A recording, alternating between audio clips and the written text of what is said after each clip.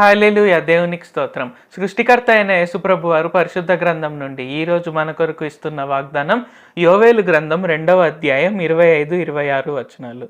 మీరు కడుపారా తిని తృప్తి పొంది మీ కొరకు వింత కార్యములను జరిగించిన మీ దేవుడైన యెహోవా నామమును స్తుతించున్నట్లు నేను పంపిన మిడతలను, గొంగలి పురుగులను, పసరు పురుగులను, చీడ పురుగులను అను నా మహాసైన్యం తినివేసిన సంవత్సరముల పంటను మీకు మరలా నిత్తును.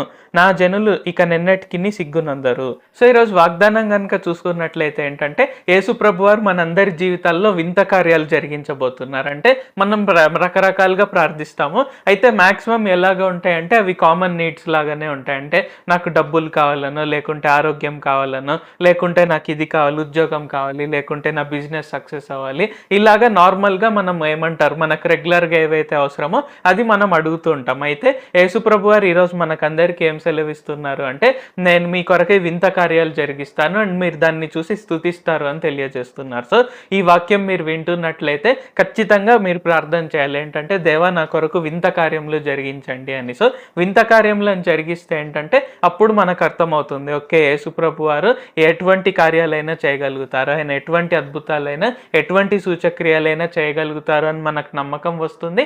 సో మనం ఏంటి యేసుప్రభు వారి పైన విశ్వాసం పెరుగుతూ ఉంటుంది. కాబట్టి ఇక్కడ ఏంటంటే సంవత్సరంలో మహాసైన్యం తినివేసిన సంవత్సరంలో పంటను కూడా మనం పొందుకుంటాం. అంటే మనలో రకరకాలుగా కంప్లైంట్స్ ఉండవచ్చు. కొంతమందికి ఏంటంటే నాకు ఈ బిజినెస్లో లాస్ వచ్చింది, లేకుంటే ఈ వ్యక్తి నన్ను మోసం చేశాడు, లేకుంటే నాకు ఇలాగ డబ్బు నష్టపోయింది అని రకరకాలుగా మనకు ఉండవచ్చు. అయితే యేసుప్రభు వారు ఏం సెలవిస్తున్నారు అంటే ఆ సంవత్సరంలో పంటను మొత్తం ఈరోజు తిరిగి ఇస్తాను అంటే రెస్టోర్ చేస్తున్నారు. అంటే మీరు తిరిగి పొందుకుంటారు, తొలకరి వర్షాన్ని కడవరి వర్షాన్ని ఖచ్చితంగా పొందుకుంటారని యేసుప్రభు వారు సెలవిస్తున్నారు.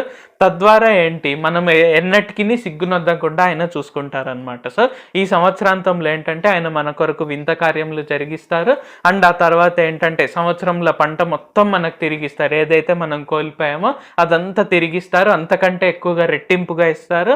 అండ్ తద్వారా ఏంటంటే మనం ఎన్నటికీ సిగ్గునందమో మనం దేవుని స్తుతిస్తూనే ఉంటాం. అంటే ఇలాంటి వింత కార్యాలు, ఇలాంటి అద్భుతాలు, ఇలాంటి సూచక్రియలు చేసిన యేసుప్రభు వారిని చూసి మనం ఆయనను స్తుతిస్తాము, ఆయనను గురించి ఇతరులకు ప్రచురం చేస్తాము. కాబట్టి ఈ వాగ్దానాన్ని నమ్మి మీరు ప్రార్థన చేసినట్లయితే ఖచ్చితంగా యేసుప్రభు వారు ఇది నెరవేరుస్తారు. ఎందుకంటే వాగ్దానం చేసిన వాడు నమ్మదగినవాడు. అంటే వాగ్దానం చేసిన యేసుప్రభు వారు నమ్మదగినవారు. కాబట్టి మనం ఎన్నడూ కూడా మనం ఆయన పైన ఉన్న నిరీక్షణను మనం కోల్పోవాల్సిన అవసరం లేదు. ఆయన పైన విశ్వాసంతో, ఆయన పైన నిరీక్షణతో, ఆయన పైన నమ్మకంతో మనం అందరం ముందుకు సాగి ఈ వాగ్దానం యొక్క ఫలాన్ని మనం అందరం ఖచ్చితంగా పొందుదాము. ప్రార్థన చేసుకుందాం.